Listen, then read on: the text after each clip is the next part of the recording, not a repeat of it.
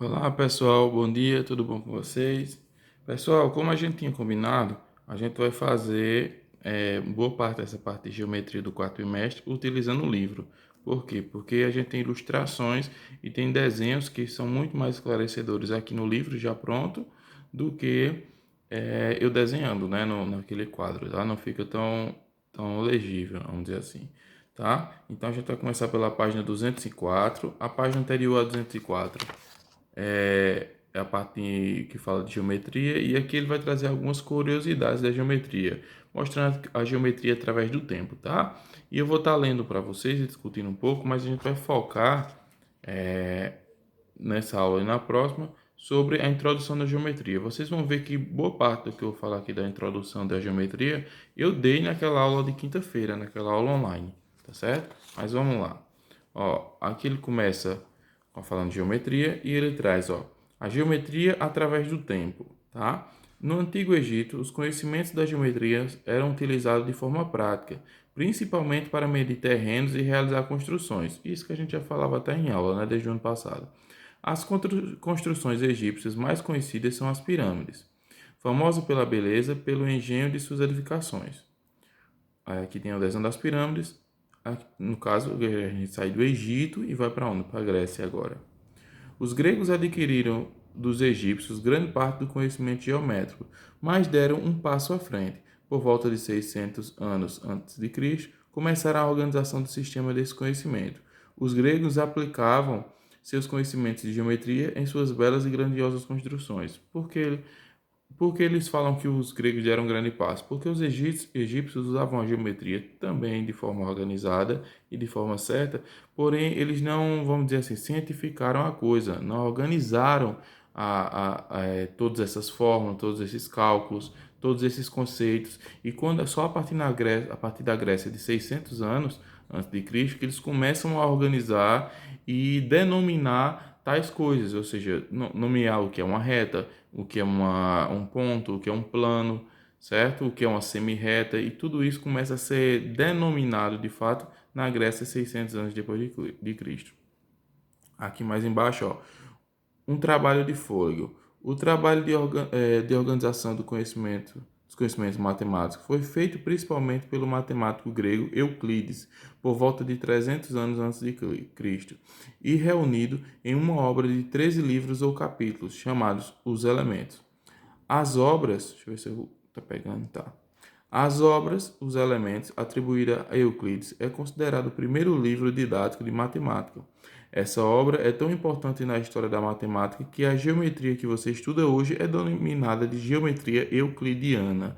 Então veja a importância do grego Euclides para a nossa geometria de hoje. Então, o tipo de geometria que nós estudamos hoje é o tipo euclidiana.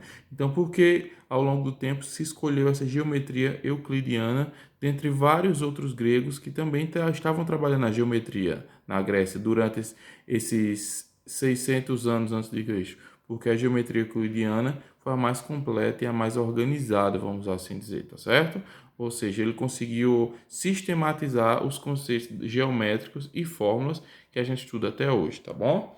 Vamos lá para outra página. Deixa eu puxar aqui um pouquinho. Então vamos lá.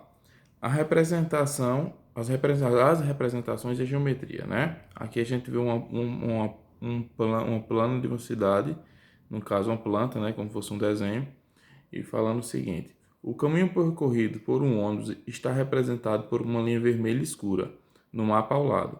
Veja o trajeto. Então a gente vê aqui, ó, o trajeto, certo? Que esse ônibus percorreu. Ele veio daqui e foi para até aqui, ok? O ônibus percorreu a rua Frei Caneca e, em seguida, virou na Avenida Farias Lima. No mapa, a linha que representa o caminho do ônibus é formada por dois segmentos de reta. Ó, dois segmentos. Por que ele fala segmentos? Mais na frente, a gente no próprio livro vai estudar o que é segmentos, mas se vocês lembrarem quem estava comigo na aula online, não eram muitas pessoas, mas quem assistiu a aula vai lembrar que eu falei que segmento de reta é um pedaço da reta. Isso para a geometria, né? Não é a reta. Então, esse pedaço consistiria daqui, desse início, até aqui, tá? A rua Farias Lima. E a rua Frei Caneca aqui, ó, que nem ele falou, daqui até aqui. Então, aqui eu tenho um pedaço. Por que se chama um pedaço da reta segmento? Porque a reta para a geometria é infinita. Então ela não caberia nem nesse papel, né? Em lugar nenhum. Tá bom? Então quando a gente trata desses dois pedaços, a gente está tratando de um segmento. Mas mais na frente a gente vai ver melhor um segmento, tá bom? Vamos aqui mais para baixo. E quando tá agora essa segunda parte, ó, as construções e a geometria, essa parte é bem interessante. Basta observar uma dessas edificações para perceber que os conhecimentos de geometria se alinham ao das artes nas concepções dessas belas construções. Aí aqui a gente tem a Catedral da Sé, em São Paulo, certo? No estilo neogótico, neo quer dizer que é o novo gótico, constituída de duas torres com colunas paralelas. Deixa eu ver se o texto tá pegando. Com colunas paralelas e um frontão triangular, tá? Esse aqui. Aqui do outro lado, ó, isso aqui é, no caso, eu acho que já é em Paris, ó. Basta observar uma dessas edificações que a gente leu aqui, ó, o Museu do Louvre, né, no caso em Paris, no centro de Paris, no pátio central, ok? E a enorme pirâmide de vidro contrasta com os prédios antigos do museu. Então, ó, aqui tem esse monumento aqui no formato geométrico, na forma de pirâmide, que a pirâmide nada mais é do que um conjunto de 4 triângulos, certo? Inclinados e uma base quadrada, tá bom? Então, agora sim, a gente na outra página, na página 204, como eu tinha falado a vocês, a gente começa a falar sobre a introdução da geometria. Tudo que eu falei aqui, boa parte vocês vão ver, quem estava comigo viu na aula de quinta-feira, tá bom? Mas quem não assistiu a aula vai entender cada pontozinho desse. Então vamos lá. Ó. Introdução. Inicialmente, vamos destacar três conceitos intuitivos na geometria: o ponto, a reta e o plano. Tá vendo? Ó, que nem eu comecei naquela aula naquele dia. Tudo começa a partir desses três. O ponto não possui dimensões. Para representá-lo, basta fazer uma marca no papel. A indicação do ponto é feita geralmente por letras maiúsculas do nosso alfabeto. Tá vendo? Como eu falei na aula de quinta-feira. Observa as indicações no mapa abaixo. Cada marca feita para representar as cidades nos dá a ideia de ponto. Então, se a gente observa esse mapa aqui, a gente tem um mapa e, de fato, todo mapa a gente tem as cidades marcadas com ponto e o nome, né? O da cidade, certo? Então, cada ponto aqui é uma cidade. Se a gente imaginar que um mapa está traçado em várias retas cruzadas aqui, tanto nas verticais quanto nas horizontais. E a gente faria vários quadriculados aqui, né? É dessa forma também que o GPS consegue mais informações, né? Ele separa um mapa em várias divisões de linhas, certo? Linhas horizontais e verticais, vários eixos e consegue achar uma localização. Então perceberam aqui, né? E aqui tem imagens de cidades, né? No caso Petrolina, na Bahia, aqui Aracaju, de Ilhéus, na Bahia também, tá ok? Então vamos para a próxima página para a gente continuar entendendo esses três conceitos importantes da geometria. Ó, em geometria, a reta é imaginada sem espessura e ilimitada, ou seja, como a gente tinha falado, ela não tem dimensão e espessura, ela não é grossa, não é fina, isso não importa, ela não deixa de ser uma reta. Também não é ilimitada em ambas as direções, ou seja, ela tanto vai ao infinito para a direita quanto para a esquerda, tá bom? Por isso que botei aqui entre parênteses o livro, ó, não tem começo nem fim nos dois sentidos. Isso para quem? Para a reta, tá ok? Então vamos lá. Como é impossível representar uma reta no papel, geralmente representamos uma parte da reta. A sua indicação pode ser feita por letras minúsculas do nosso alfabeto, como a gente leu na página anterior, né? Que a gente, na verdade, falou sobre semi-reta, que semi-reta é um pedaço da reta, e ele fala aqui que a reta não poderia, como eu falei também, não poderia ser representado no papel, já que ela é infinita em ambos os lados, não é isso? Porém, ela traz informação importante aqui, que eu já tinha falado para vocês na aula de quinta, que ela pode ser representada por letras minúsculas do alfabeto, justamente para diferenciar do ponto. Na página anterior, na 204, que a gente leu aqui do lado, que mostrou esse mapa da cidade, a gente viu que os pontos são marcados com letras maiúsculas. Se as retas também fossem nomeadas com letras maiúsculas, ia ter muita confusão no desenho. Então a gente representa as retas com letras minúsculas do nosso alfabeto. E olhando esse exemplo aqui, a gente consegue ver, ó, reta R, mais um R minúsculo. Então aqui está a reta e a representação do R para nomear esta reta. E aqui reta S, S minúsculo também, tá bom? Aí aqui ele traz uma figura onde ele mostra as linhas divisórias de uma quadra de tênis nos dão a ideia nos dão a ideia de retas, né? A gente entendendo aqui, nos dão a ideia de retas. Porém, se a gente for mais crítico, nos dá a ideia de segmentos de reta, né? Ou seja, pedaços de reta. Tá bom? Então vamos lá. Subindo mais um pouco aqui.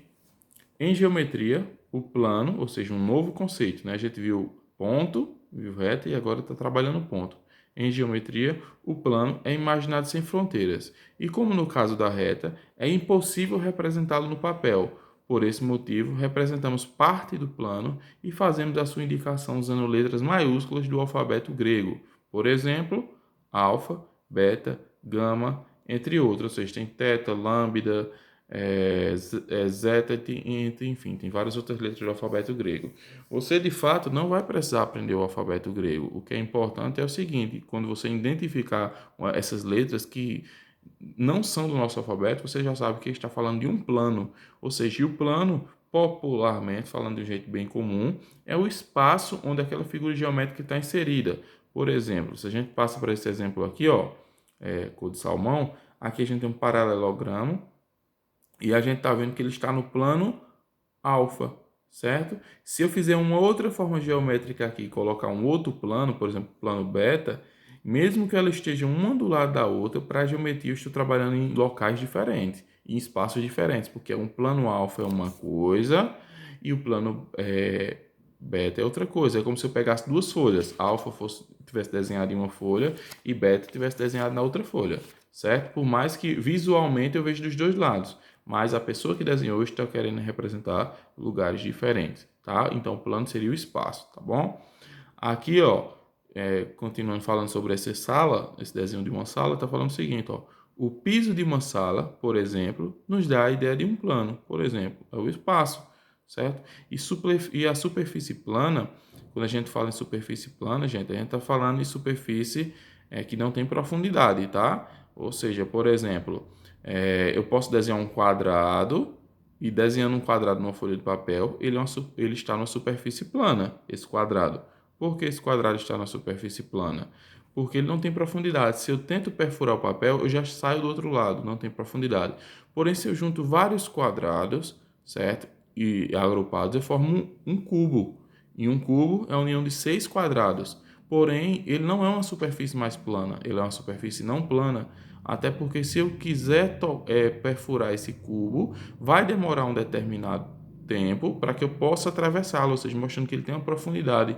Ele tem outras dimensões a não ser aquela superficial. Então, toda figura plana não tem profundidade, tá? Ela se expande no espaço, mas ela não tem profundidade. E as não planas, que a gente vai ver depois também, tem profundidade, como um cubo, uma pirâmide, um triângulo não tem profundidade, mas uma pirâmide tem, tá bom?